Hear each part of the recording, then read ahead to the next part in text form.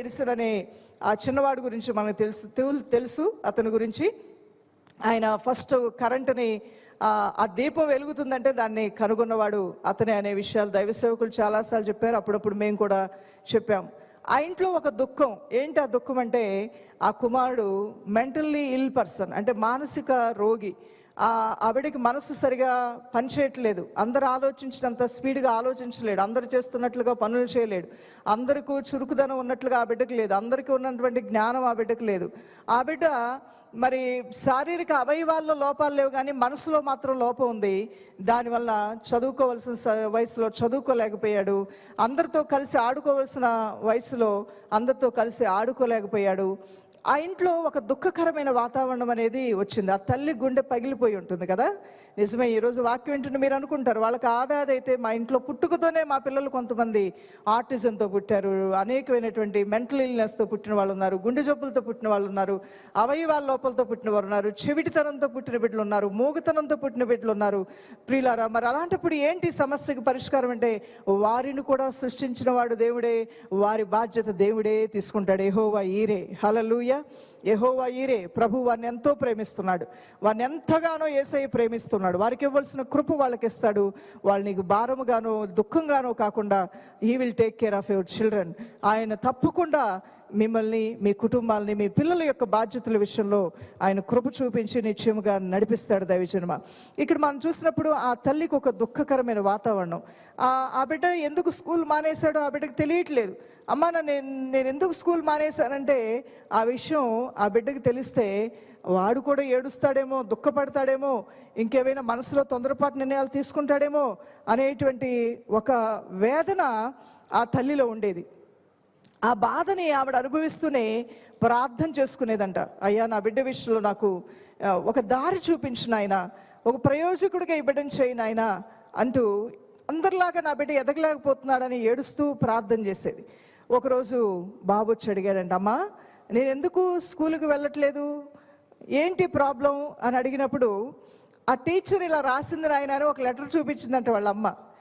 ఏముంది ఆ లెటర్లో అంటే, your son is a genius, the school is two small for him and does not have enough good teachers.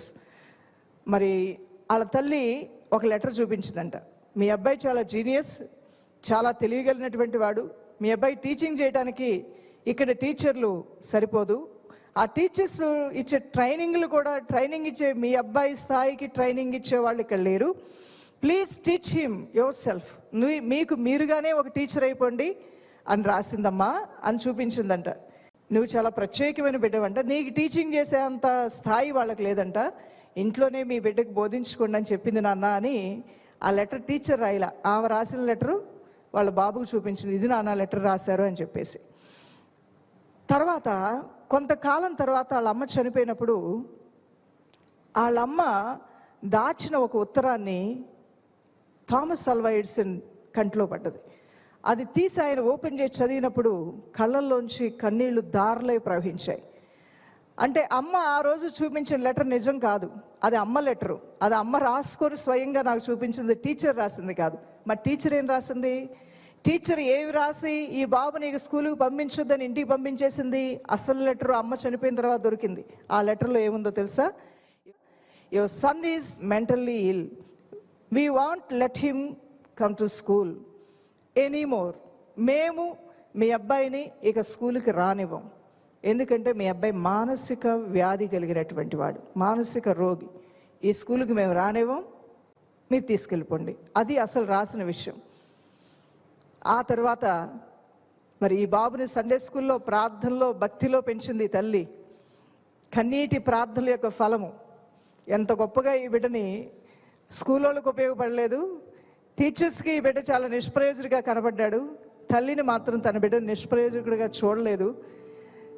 ప్రయోజకుల్ని చేసి నిష్ప్రయోజనమైన వాటిని కూడా ప్రయోజకులుగా చేసి ఆ దేవునికి తన బిడ్డను అప్పగించింది. ప్రపంచానికి ఆశీర్వాదకరంగా బిడ్డ మారాడు. దేవునికి స్తోత్రం కలుగును గాక. హల్లెలూయా. ఈ థామస్ అల్వా ఎడిసన్ ఆ యొక్క టీచర్ రాసిన లెటరు చదివిన తర్వాత, వాళ్ళ అమ్మ తనకు చూపించిన లెటరు చదువుకున్న తర్వాత మళ్ళీ తను ఒక లెటర్ రాసుకున్నాడంట. అంటే తన డైరీలో రాసుకున్నాడు, Thomas Alva Edison was an mentally ill child that by a hero mother became the genius of the century. దేవుని స్తోత్రం కలుగును గాక.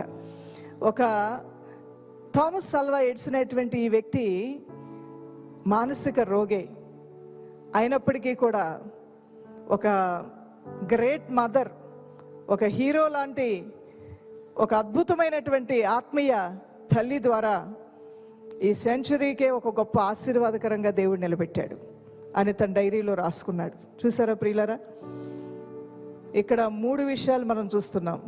తల్లి రాసిన లెటరు, టీచర్ రాసిన లెటరు. ఈ 2 లెటర్లలో ఏ లెటర్ని దేవుడు అంగీకరించాడు? శారీరక నేత్రాలతో అంచనా వేసి, లోక జ్ఞానంతో అంచనా వేసేటువంటి వారు మీ అబ్బాయికి దేనికి ఉపయోగపడ్డు, స్కూల్ మానిపించి తీసుకెళ్ళిపోండి అన్నారు. కానీ ఈ తల్లి విశ్వాస యోధురాలు, అయ్యా నా బిడ్డ నిష్ప్రయోజకుడు అంటున్నారు, కానీ నా బిడ్డ నువ్వు ప్రయోజకుడిగా చెయ్యి అని కన్నీటి ప్రార్థన చేసింది. ఎవరి ఉత్తరాన్ని దేవుడు అంగీకరించాడు? టీచర్ ఉత్తరాన్ని అంగీకరించాడా? ఆత్మీయ భక్తి కలిగిన తల్లి ప్రార్థన దేవుడు అంగీకరించాడా? తల్లి ప్రార్థన. తల్లి యొక్క ప్రార్థనలో నుండి నిష్ప్రయోజకుడైన ఈ థామస్ అల్వా ఎడిసన్ గొప్ప ప్రయోజకుడైనట్లుగా చూస్తున్నాం. వాళ్ళ తల్లిని హీరో మదర్ అని పేరు పెట్టుకున్నాడంట. హల్లెలూయా. ఈ రోజున ప్రియులారా, మీరు చేసేటువంటి ప్రార్థనలోంచి అద్భుతాలు ఉద్భవించబోతూ ఉన్నాయి. దేవుని కార్యాలు మీరు చూడబోతున్నారు.